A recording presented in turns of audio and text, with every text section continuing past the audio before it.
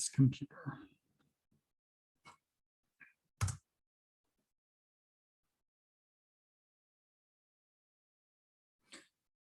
Hello, and welcome to Wednesdays with Werner, because I decided we needed an alliteration as a former English teacher for these sessions.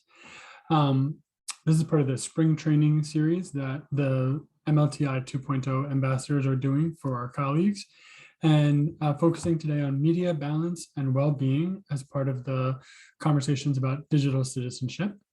I have the extraordinary good fortune to have my colleague with me here today, Kate Meyer.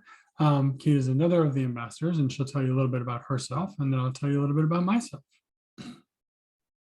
All right, well, it's so nice to be here. I'm Kate Meyer. I'm one of the 5 MLTI ambassadors. Prior to my work as an ambassador, I have been an English teacher and a design thinking teacher for 21 years, mostly at Mount Desert Island High School in Bar Harbor. And I'm Jonathan Werner. I was the tech integrator at Cape Elizabeth Middle School until I joined the DOE team along with Kate last August. So we're in the middle of our first year, I guess 2/3 of the way through our first year, and we have a second year coming that we're really looking forward to, and hoping that some of these programs get you thinking about subjects we could help you out with as you're exploring, for me, digital citizenship issues, but as you'll see, each day of the week, we have a different focus depending on which ambassador is hosting. The goal for today is to give you sort of an overview of this particular area of media balance and well-being, but also to offer some connections to the resources at Common Sense Education. One of the aspects of our program is a real focus on digital citizenship. So the ambassadors work in supporting digital citizenship initiatives, technology integration, questions and issues, and then helping with digital instructional design, a particular favorite of Kate's. And I invited Kate today because she and I have had the opportunity to work with her home district, Mount Desert, on some of their questions about digital citizenship and sort of how to help students figure out better ways to address the complex issues that arise when we're asking them to use devices, use technology, but also have, well, not the best development of frontal lobes, perhaps.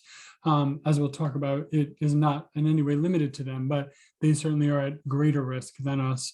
And so we're simultaneously giving them this demand that they be technologically literate and really sort of on their screens. And of course, with distance learning, we were demanding it all the time that they were in school. And yet we found that over and over again, we weren't giving them tools they might need to be better able to deal with some of the impact on their mental health and on their sort of experience outside the educational sphere. So Common Sense Education is a partner of MLTI 2.0 and has worked really hard to provide student-facing lessons. In other words, no matter what your level of comfort is with this topic, you can jump right into their website and you'll find that the lessons, and we'll look at this in the second half of today's session, are divided into 6 areas. So last week with my colleague Holly, we did an introduction to the website overall and to the concept of digital citizenship. But today we're going to focus on this central idea of media balance and well-being, with the overarching definition that digital citizenship is the responsible use of technology to learn, create, and participate, which comes from Common Sense's own concept. As we work through this, we'll keep coming back to this term and talk about why they use it and why we've chosen to adopt it as well. But their sort of tagline for this is, we find balance in our digital lives. And both of us have felt like that really beautifully summarizes what we're looking for. We're not looking to shut them down. We're not looking to punish them. Both of us have had this experience of people being like, how are we going to make them pay? And we both feel like the answer to that is we're not. We need to do something really different and really approach it with a much greater sense of empathy, which we have both really found is a much more powerful approach and really much more realistic, because in punishing them, we're connecting. It's almost, like, I don't know, an oxymoron where we're saying like, you can't do these things, you may not, but please go get your device and use it for the next 8 hours while I teach you. It just isn't realistic. Or we talked about filtering in the situation that so many places are putting in place really hard and fast filters. And yet when they get home, they don't have those. And what skills are we teaching them if they're not discerning some of that, sort of using their own good judgment in developing better habits and better skills? So overall, this question of how can I use media in healthy ways that give meaning and add value to my life, that is how the Common Sense sort of crew has landed as their focus, because they really wanted to stay away from the term addiction. And I had used that term for a while talking about this, and discovered that it really, understandably, left people feeling uncomfortable at times. Like, this isn't an addiction. This is not an opioid or alcohol where there's a physiological, dependence on a substance. And so this is more of a behavioral issue, and particularly because there isn't yet any mental health diagnosis per se to deal with this issue. At least until that time, we're going to stick more with this more positive definition of media balance and well-being, and also thinking about it as a kind of opportunity and not as a disease, or like I guess flipping that paradigm a little bit. So what we've given some thought to as we talked with MDI and with each other about how to do this is that it's really important how you frame the question for kids. And if we think about it as something that is kind of destructive, it may help us motivate kids. It may help us give them tools that they need, but we need to also move beyond that. And I was in a meeting yesterday with some of the folks at Common Sense, and several people observed that we can get stuck in this kind of like, oh no, it's so bad, what are we going to do?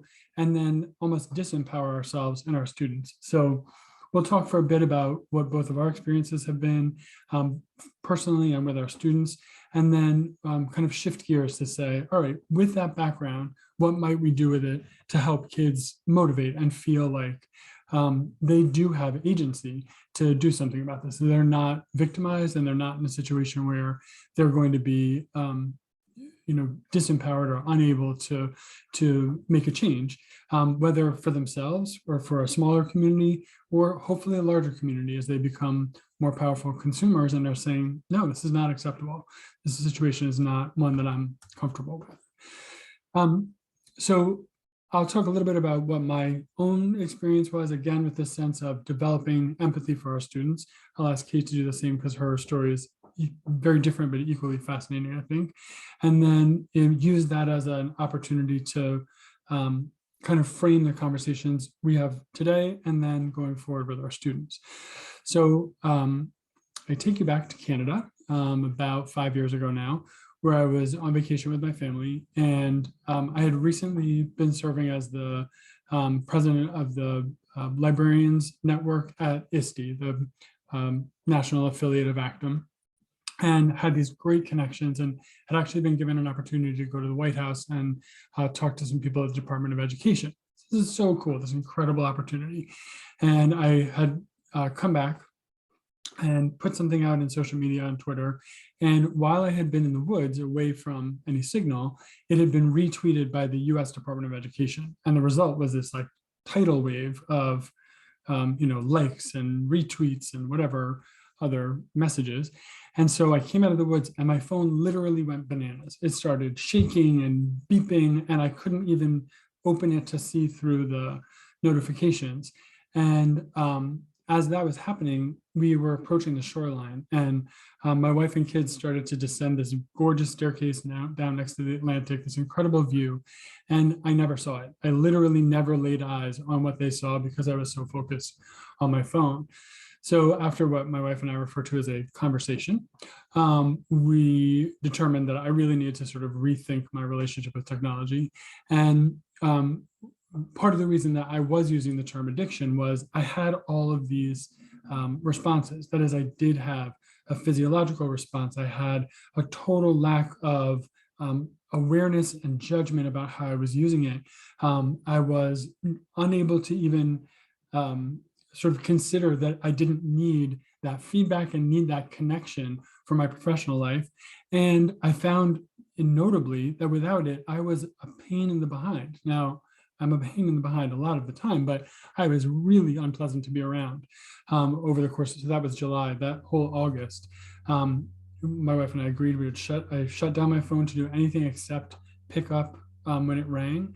And it was astounding to me just how intense my experience was with that.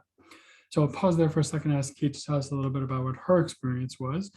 Strangely, almost at the exact same time we discovered. That's what I think is so interesting, is that we didn't know each other, but we were both going through an incredibly similar situation with our technology dependency. Mine was kind of a slow burn that I kind of woke up to right about this same time that Jonathan was having his experience, where I realized that it had been over a year and a half or so around that same time period where I had not read a physical book. And as an English teacher, when I had that realization that that's what was going on in my life, I was pretty shocked. So when I had that realization and that was able to reflect upon what was going on, what was happening was I was waking up, and grabbing my laptop and reading the news, and that would take me into another thread and another website. And I was just headed down the rabbit hole basically every time I opened up my laptop to do some reading. So I was reading a lot. I wasn't just kind of mindlessly scrolling through. I was gathering a lot of information, but as reading online is different than reading a physical book. It changes the way the synapses in your brain are firing. Your attention span and your focus tends to shift and move around a lot when you're reading online, unlike when you're reading on the printed page. And so when I had this realization that I had gone a year and a half or so without picking up a physical book outside of the books I was teaching in my classes, I immediately, worked to decrease my screen time and increase the time that I spent with physical books. And it was one of the surprising parts of that is that it actually took some time to retrain my brain to focus back on the printed word. And cognitively I knew that, but experiencing that was really strange because you have kind of this disconnect. Cognitively I know that that's what's happening, and now I'm experiencing it and it feels very strange. And so it is a choice and a decision that I make every time I pick up a physical text versus heading down the rabbit hole on the internet, and something that I still think about probably daily. We joke about being the ambassadors who can't unmute our microphones. So the other piece that really struck me when Kate first told me the story was that, unlike me, though I became an English teacher, it was in spite of not being a reader. So I don't know if I've ever said this to you, but I was really not a big book person. There weren't really any great graphic novels. I did read some comics, and until I had an amazing sophomore year English teacher who really introduced me to how powerful literature could be, I didn't have that much interest. For Kate, raised a reader, like completely immersed in the world of books, it's all the more poignant to me. And then, of course, having served as an English teacher for 21 years, that it's possible for this menace, I'll say for the moment, to take away this sort of self-defining basic aspect and make it possible to not even realize the distance from myself. And as you described too, just not even engaging the gear to say like, whoa, hello. How could it possibly take an avid reader who teaches English 18 months to figure out she hadn't read a book?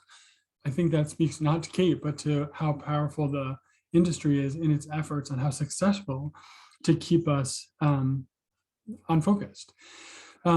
For me, one of the moments that really opened my awareness to this and sort of gave me a much better, healthier perspective and helped me out of that sense of like, what is the matter with me? Because I will say there was also a lot of shame connected to it, where I felt like this is embarrassing and I can't believe that I'm having this reaction.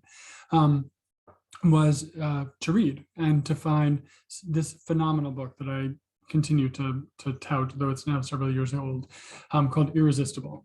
And in it, Adam Alter effectively says the industry is designed to make it impossible for you to stop paying attention. That the title refers to the idea that it is literally irresistible if you don't have the tools and you don't have the wherewithal and the sort of commitment to do something different than what they're asking you to do. And so in conjunction with something that is now called the Initiative for Humane Technology, I began to really understand that there was a bad guy. There was, in fact, the man who was doing this. And in some terrific kind of resources that I'll share in a minute, having people articulate for me, it is someone's business. There's billions of dollars resting on whether or not you continue to follow that bottomless scroll, or you continue to engage with your technology. And they're doing everything they can, pretty much without regulation and pretty much without any anything other than the possibility of fines, preventing them from making whatever rules they want. It has really given me a better sense. And as Kate and I discovered, no better person to try to empower than the 16-year-old who is looking for a reason for righteous indignation. And you give them this, and it's amazing what happens, like the explosion of energy that they can demonstrate. And we'll talk a bit more about that in a second. But for me, it really did have that effect. And by being angry about it, I was able to kind of harness that. Where I probably got stuck longer than I wish I had was in that anger. And I like the conversation we had yesterday about like, okay, so once we know that, what's going to happen next? Sherry Turkle has this fantastic book called Alone Together, referring to the idea that we are physically together so much of the time, but not necessarily mentally and not really present for one another. And the idea that, as she describes it, technology doesn't just do things for us, it does things to us, changing not just what we do, but who we are. And I thought that too, as another of the books I read during this period of time, was really kind of a powerful reminder that there is a culture that has come into place which accepts this kind of distancing and this kind of lack of presence, which makes it all the more difficult to resist because you're surrounded by people who are doing the exact same thing. And it's very uncommon to have situations where it's so socially unacceptable that you don't easily fall back into that that pattern. One of the things that also really struck me was the degree to which the money that is, or the degree to which companies will spend money on the research to figure out how to keep your attention. And that really, to me, was just like mind-blowing to see how carefully and how minutely and granular are the manipulations to make sure that you have given your full attention or kept your full attention on whatever this device is that you're looking at. So I'll give you this last example, and then we'll talk a little bit about how Kate and I have tried to shift the focus from that righteous indignation to something perhaps more productive. On the right-hand side there, you're seeing a split screen of a young man who's finished playing Fortnite, and when you win, there's 100 people playing at a time. Typically, you win the first position. It's called Victory Royale, and there's this music and there's a dance that goes on, and colors change. And what the young man is showing you is his heart monitor that sitting still, playing this game, he has been taken up to or manipulated to 167 beats a minute. And if you look carefully, you might see it's 174 beats a minute earlier. So this was kind of going around social media among kids, like, isn't this crazy? And my son showed it to me and I thought, yeah, it is crazy. And I have invited people to do this, hop on the treadmill and try to get your heart rate to even 167, much less 174. I will sooner fall off the back than I will be able to do this. And granted, my son is much, more athletic than I am, etc. But that he could have his body manipulated, and this is not his wrist, but his body manipulated to this level of heightened physiological response, and to be so deeply in the game that it didn't even strike him as strange until I pointed it out to him that he was sitting still to get to this heart rate. was really telling for me and kind of a turning point for me to feel like, actually, I can use that. If I recognize that the industry is able to do that to him, my students really could benefit from the ways that they naturally have that sense of like, I'm not going to be manipulated. I'm not going to have someone tell me what to do. Really able to turn with that and sort of engage kids in that conversation. So Kate, I'll ask you to talk a little bit about where you've had that experience with kids, either with the sense of developing empathy for them, but also some of the ways in which you've gotten them to realize what's happening with their technology and how they're physiologically, but also sort of intellectually interacting. Well, so I think about the book Fahrenheit 451, which I have been reading with my students since I became a teacher. So for 21 years, I have been reading this book with my students. So, this was before we all had cell phones. In fact, our biggest kind of technology complaint maybe as educators was the iPod shuffle. So I don't know if you remember that, but that was a long time ago, right? And that's when the students would have both of their earbuds in, and maybe we'd say, hey, you need to listen to us because I'm trying to actively teach you here. And they'd pop one out and go, I am listening. I don't know if you remember those days, but that's what was going on in the very early 2000s.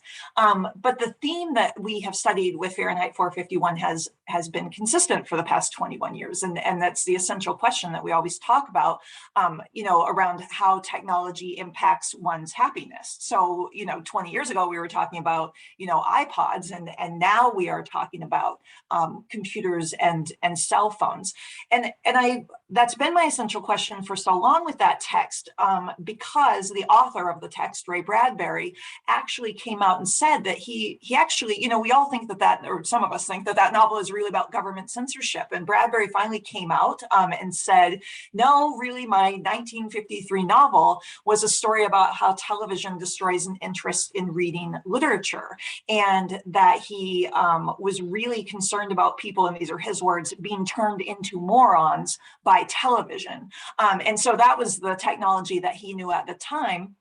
And so we kind of translate that into the technology that we know in our time.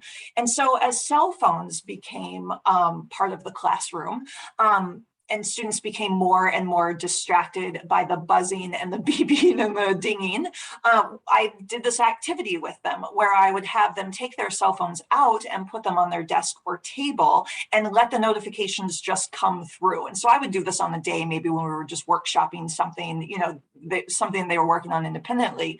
But every time they got a notification via their cell phone, they had to stand up and walk to the board and put a hash mark on the board. And so if you can imagine what that might look like in a class of really socially active teenagers, it was a lot of getting up, moving to the board, putting hash marks, sitting down, getting right back up, which they realized pretty quickly, I think, what I was doing. But at the end of the class, we had a board filled with hash marks, across, all of the students in the class and all of the notifications that they had gotten. So that then opened up a really great conversation about what was happening to their bodies as they were having that experience. So, I still didn't, I didn't encourage them to answer the notifications. They had to be aware that they were going off and get up and move away from it. So what did that feel like when that went off? What was your body's reaction? Because the body reaction tends to be to look down immediately at it without even thinking. It's just a reflex, really, at that point. And it really brought up some great conversations about, how does that impact your happiness then? Because, a lot of times the students will say, well, technology doesn't impact my happiness. I'm very happy on my technology. But then when you really start to break it down, they realize that maybe that wasn't always the case, that maybe there was some, negative physiological things going on in their body that was kind of taking them out of the moment and putting them, somewhere else.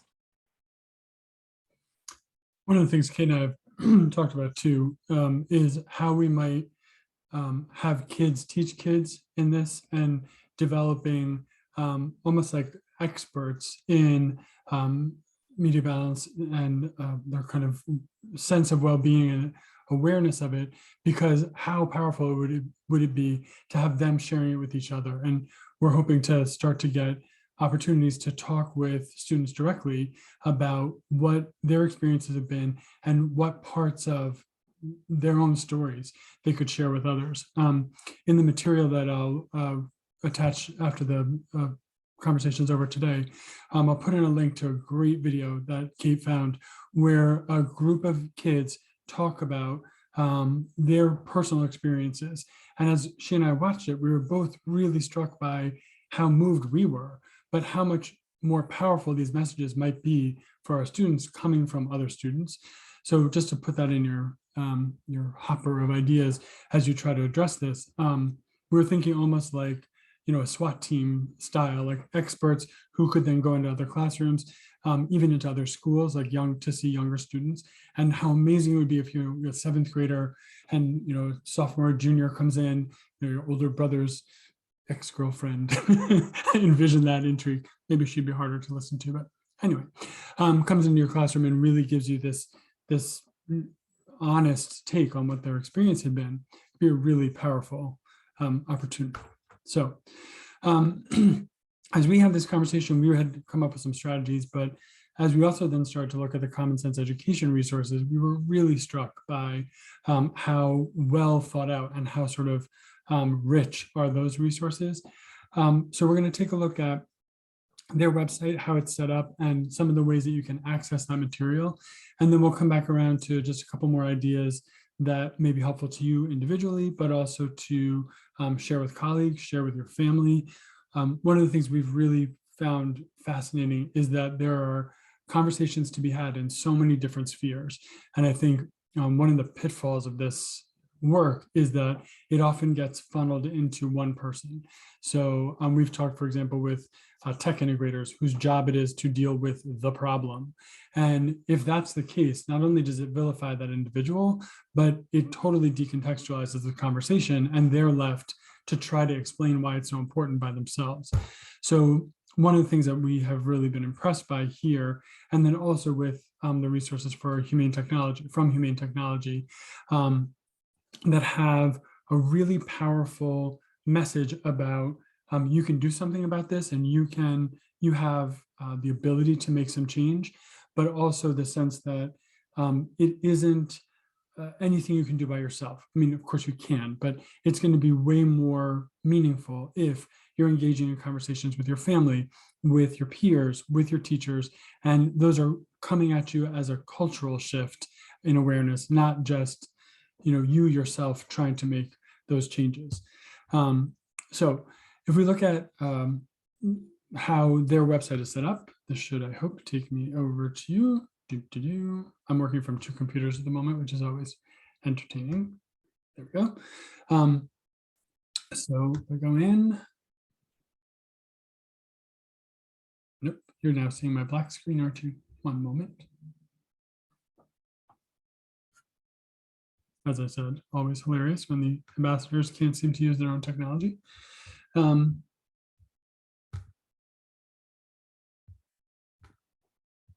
Let's try that. There we go. That I believe is the internet and not my presentation. So the first place we're going to look is under this heading of digital citizenship. You'll see that, oops, if I can navigate, there are the British plans, which we're trying to figure out exactly what that means, like Callure and Lyft and Lorry. But they do have it split into quick activities for younger kids, quick activities for older, digital life dilemmas, which are really just sort of bite-sized hypotheticals that create great conversations. And what I found as I looked at them, I can imagine linking them to all kinds of different curriculum. There are really interesting ones around historical issues and sort of sociological issues that would be great for a social studies classroom. And then some that work beautifully with books in the case that Kate described, but other sort of concepts around oppressive government and the power of industry to really manipulate things that would work really nicely. And then some terrific things that relate to what is increasingly, much to my delight, a formalized SEL curriculum. So if that's the term you haven't used, social emotional learning, school counselors are really being able to find some traction in having these conversations in classrooms. And I've had the opportunity to work with my building school counselor to talk to kids directly. And it's a great opportunity to get them thinking about the Venn diagram of their mental health and the experience they're having with technology. And Kate said so well that they're like, what's the problem? I'm really happy about this, that's not the issue. But you don't have to dig very much deeper for them to recognize that certainly it does bring them connection and bring them a sense of sort of engagement that otherwise they may not have, right? And particularly during the pandemic was probably invaluable for people from a positive mental health perspective. But that has to be balanced with a conversation about the detrimental effects as well. And that's really been given a lot more attention in the last 2 years, I would say. I think in large part because we've all been reliant on the devices, and it's made us all the more aware of sort of how problematic they can be. So once you get into the digital citizenship area, and you can choose whichever of these headings you want. So obviously today we're looking at media balance and well-being, and over the course of the next Wednesdays, this month and next, I'll be looking at these other areas, privacy and security, et cetera. But once you click on that area, then you can choose grades. So since MLTI is a middle school program, I'll choose the 6th, 7th, and 8th grade modules.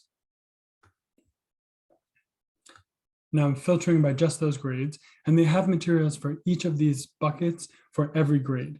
So we're looking at a narrow selection of what is available. And you'll see that each of those then has a video connected to it and gives you a sense of how much time is involved. And in this particular case, I'm really fascinated by the impact on the brain. So I'll take a look at this 8th grade lesson, digital media in your brain. And each of them has this mix of sort of ways in or entrance points. So all of them have a video here on the right-hand side.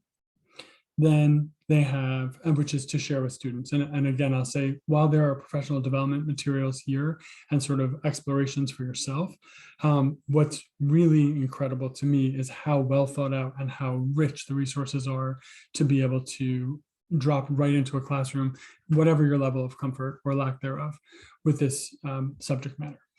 So they'll give you learning objectives, key vocabulary. They, in almost every case, have a quick activity, a 15-minute version of whatever the conversation is. But then they also assume that you, or I should say they hope you'll be able to devote a full class period to one of these conversations. And it doesn't need to be only in one day, but they have a selection there that you can also spread out over a period of time, depending on how it works for your particular subject matter. But typically there's a warm-up. The video that we just saw up above is linked and then has some discussion questions related to it. Then they ask you to do something specific, like an activity, then an opportunity for sort of pulling things together. And they offer over here, in that idea of the wraparound model, family activities, family tips, and family engagement resources specifically related to this lesson and this subject matter. And then lesson slides. And Kate, have you used Nearpod at all?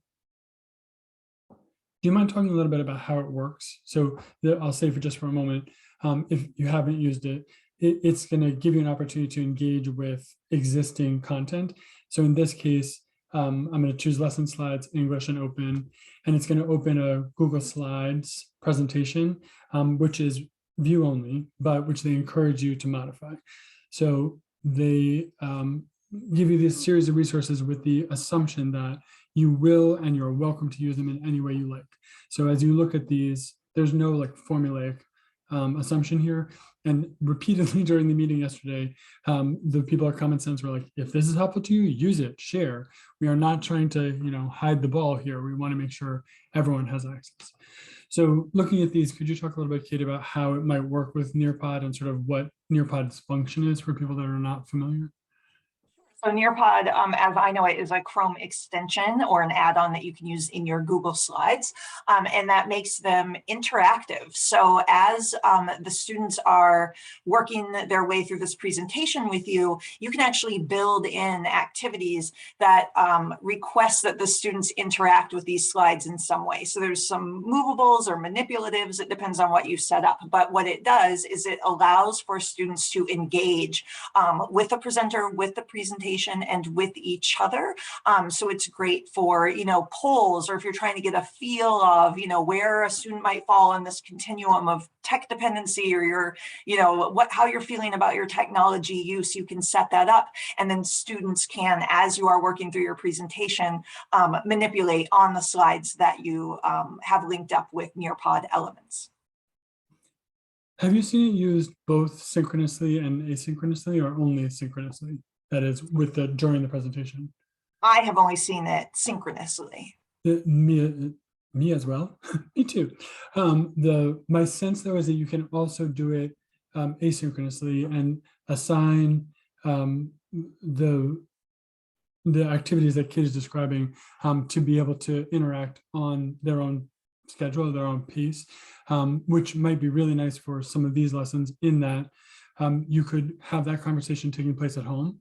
So again, there's no restriction, and they welcome you to share even their classroom materials with families. So having a Nearpod enabled presentation that they could then take home is another possibility here, and a really great approach, I think, versus it's really easy, as perhaps we're demonstrating, to just spew about this, like la la la la la la la la, and the quicker you can get them into actually engaging with it and sort of wrestling with it, and especially, as Kate mentioned, excuse me, with each other, that's when it's gold, listening to them talk. And we've both had students who will tell, little vignettes or little sort of stories that illustrate how thoughtful they can be, and how really influential with one another, in the best sense of positive peer pressure.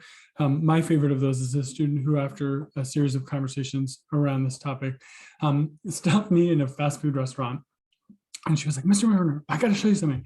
And she turned around, she showed me the back of her backpack, and she said, "Unzip that pocket on the outside." And I'm like, this is really odd, but all right. So I unzipped the pocket, and in her backpack is her cell phone. And she said, "You talked to me about how I could really be influenced by the vibration and by the notifications. So my friends and I were all keeping them in our backpack under the zipper." And I said to Kate, I was like, my work here's done. Like, you have figured out that you have power to do that. And all of her friends are now doing this, where just as a commonplace sort of practice, they are developing strategies and habits that are so much better than just allowing themselves to fall into the kind of the pre-planned, whatever that is, vacuum or void that the industry would like for them to land in. Last thing I'll point out here on the bottom is there's an additional resources tab, but also everything has a quiz connected to it. So if you look at the lesson quiz, it's set up, so I can click there.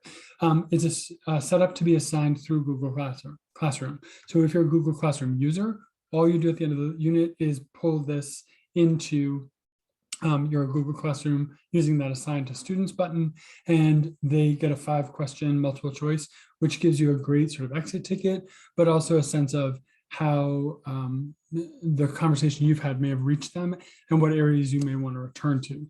And this is the case K-12 and across all 6 domains. So they're all keyed beautifully, I think, to the age appropriate conversation. So while the general message might be around, one great example is online behaviors and sort of choices you make, the ability that Common Sense has demonstrated to make that work for a kindergartner and that sort of a age appropriate conversation and 12th grade is remarkable. I mentioned earlier the Humane Tech resource, and Kate, while I turn back to the presentation, would you mind talking for a second about what you found when you were looking at it? The toolkits in particular, I think you mentioned, were really great at humane technology. The Center for Humane Technology is developing toolkits for educators and also for students, and I love them because I think they really appeal to older students. So I think they really will appeal to your upper high school level students in terms of the material and the content. They're very honest, which, you know, teenagers need honesty. They can see right through anything that is disingenuous. And I think the Institute for Humane Technology is doing a really nice job. Not, again, like moving away from that model of punishment or that you should feel bad because of what's happening to you because of the technology. They're very transparent about, you know, the technology was created in order to make you have these reactions that you're having. So the fact that you're having these reactions is exactly what they want. It's how they make their money. And they're very transparent about that. In fact, the Social Dilemma documentary is the Institute for Humane Technology, and that is the message of the entire documentary, that this is being done to you. It's very purposeful. And so the materials that they are developing for educators to use with their students, again, are just so transparent in that message, which I think is really empowering actually to students, because that, you know, I've worked with teenagers for a really long time now. And one thing that I know about them is that if you can get them, you know, to like rail against the man, even if that might be like me as the classroom teacher sometimes, that's where you can really get them on board. So the Institute for Humane Technology kind of sets up big tech as the man. And so now we have something to rail against together. And that's how you can really, that's one entry point anyway, into really getting the teenagers on board with this idea and really feeling like it's nothing to be ashamed of. You know, it's nothing that we're going to punish for. It's something that we all experience. All of us who use technology experience it. And so I just really love what they're developing. I keep checking back in to watch their developments happen, because they really are creating high quality resources for educators and students. And I'll show you, there's a hashtag related to it that you can search, but I'll also include the website after we've finished in the resources that I share. So let's see if I can get back into you. There's that. Now I just have to figure out how to play. So one of my favorite things that happens is it hides the buttons, you know, when you want to just hit play, but it's not where I would think it's going to be. Okay. So I had an idea now several years ago that I shared with Kate, and she has found to be also really helpful, which is to finish presentations like this one and any conversations with adults and kids with an actionable item, something that they can really immediately do to continue the discussion. So in this case, what I created were digital postcards. And in what is often a hilarious conversation with students, I say, take out your phone. And they're looking at me like, is this a booby trap? And I'm like, nope, take out your phone, turn on your camera, and I'm gonna ask you to take pictures of each of these postcards and then text them to someone that you'd like to talk more about this. And so the goal really is a tiny version of any of the conversations you've been having. And I think this works across the entire common sense education curriculum. But this particular focus is one where parents are delighted to dig in, and really, like, it's incredible to hear about some of the conversations that happen. Especially one of my favorites is around, so if you're going to make me do this, mom, dad, you have to do the same thing. And the incredible discussions that emerge as parents realize that they're imposing rules and they're making assumptions for their kids that they themselves are not following. And I've had more than one parent come back to me and be like, thanks, really appreciate that so much. But then also, you know, really earnestly think about, do I need to check that email right now? How late into the night do I need to be monitoring incoming communication from work? Where am I keeping my device at night? Is it on my nightstand? I often talk to kids about, and parents, about this concept of an alarm clock. You may remember those. They serve a single function, which is to tell you the time and wake you when it is time to wake. As opposed to having your phone serve that function. It really is so simple, but can be transformative, as opposed to having it under your pillow or right next to you, buzzing, beeping, and flashing all night. So these bite-sized messages are intended to in this case, screenshot if you like. If you're on a Mac, that's Shift Command 3. And I also have them as a PDF that I'll share, but these are just some samples. And one of the ones we really have focused on with the students is notifications. And Kate told the story about the kids unable to sit down. They were getting so many. I found this image and I just love the concept of like, hi, I don't have to be a notification as the notification. And really this sense of empowerment on the part of you as the consumer to change the way your device behaves. And I compared it at one point to obedience class, and it actually has turned out to be a pretty good analogy for people, that I'm literally saying to you, tell it to sit, tell it to stay. It doesn't get to tell you what to do, and you have to be in the driver's seat.